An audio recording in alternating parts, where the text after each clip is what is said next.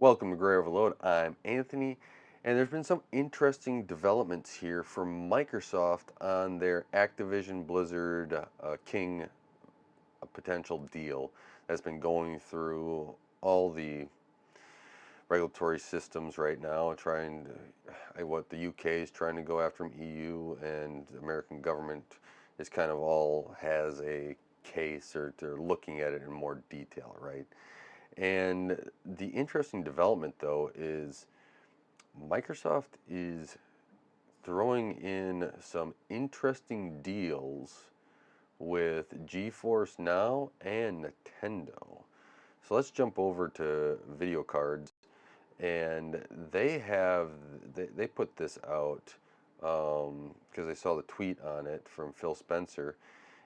Microsoft is confirmed at a press conference that the Xbox PC game library is going to be to the NVIDIA GeForce Now.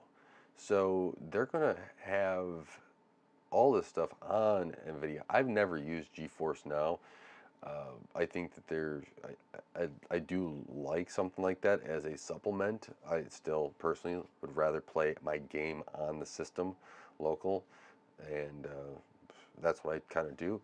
And maybe one day I will try this. I just haven't had the, hey, let's go jump on and try it. But this is going to be a 10-year agreement. So you start seeing where Sony was like, 10-year agreement, I don't know if I can do that. I think 10 years for games, who knows what is going to really happen in 10 years, right? Maybe all of a sudden nobody wants to play Call of Duty anymore. Maybe it's ruined or whatever else. But I think when you do this, it's going to be an entire Activision PC Blizzard titles, or Activision Blizzard PC titles, and then this is all following the acquisition. So now it's on the regulators to be like, oh, so this is not just going to be for Microsoft. Now there's a whole nother realm of people that play on GeForce Now. I've read comments about people playing on GeForce Now, and they seem to like it. So why can't they still have that experience with all these other games? They're getting added value. And then on top of that, we jump over to WCCF Tech. I was reading this article here last night, and this came up with Microsoft and Nintendo signing a 10-year binding agreement on bringing Call of Duty to Nintendo platforms. And I'm sure that this would then also eventually, if they bring this over, you could see, hey, other games from this Activision Blizzard also going to Nintendo. But this is kind of the big sticking point with Sony, like, hey, we want an unlimited Call of Duty, deal here. Well, now you have a 10-year agreement both with NVIDIA GeForce Now and with Nintendo. This is a whole nother platform. Okay, they're signing on an agreement, and you start going back to these regulators saying, hey, we're open to working with them. We have binding agreements. As soon as this goes through, they get Call of Duty, right? That's already on there.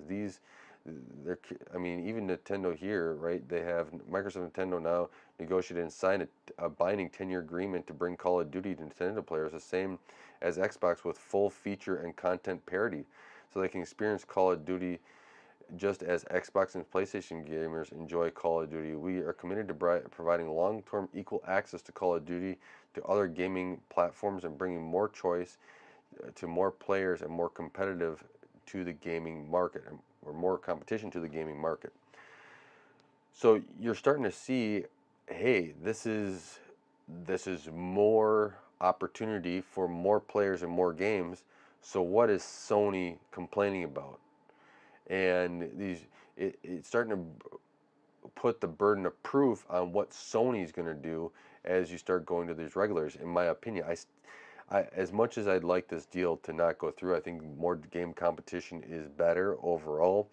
I still feel like Microsoft's going to push to make sure they get this deal done, and that this deal is going through. And deals like this, signing up agreements like this, are going to be able to kind of show, hey, it's going to go forward. They haven't signed anything with Amazon Luna yet, right?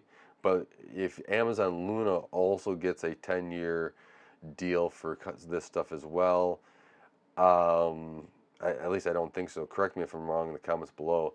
If that kind of goes through, that puts basically I think 100% of the burden on Sony to be able to do and to be able to convince the EU and everything that FTC that this is what it's going to be.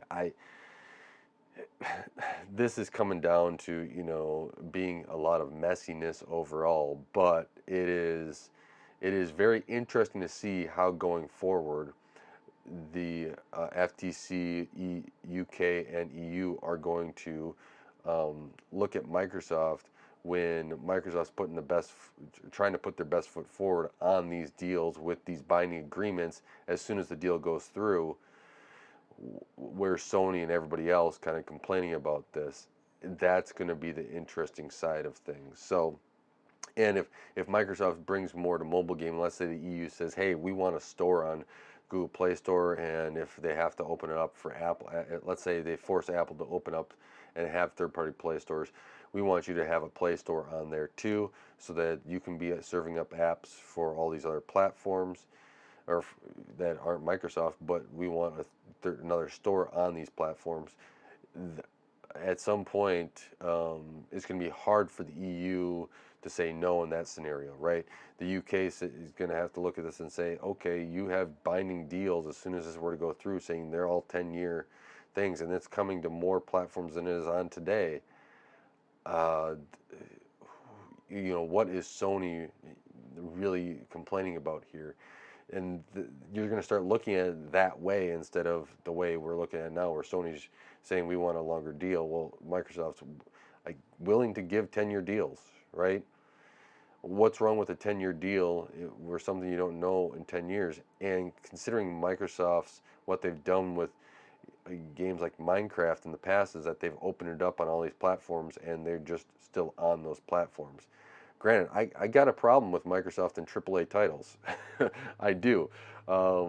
It seems like that they're not hitting the mark on what I feel like was what they've bought with Bethesda and some of the Xbox games, that they're hitting the mark on there. But looking at it from a regulatory standpoint, I just don't know how they keep saying no and trying to block the deal when Microsoft is kind of setting it up. So if you had questions on them, they're already taken care of. So let me know what your comments are below. Let me know what you would like to see happen as well with this deal. But it's kind of interesting that they keep coming out with more of these deals as soon as the deal will go through, and Sony's just still sitting there with that 10-year deal sitting out there. So with that, I want to say thank you for watching. Thank you for helping grow this channel. I really appreciate it. If you have a chance, and I really appreciate it if you did, is throw a like on it, share the video, and subscribe if you haven't already. And until next time, God bless.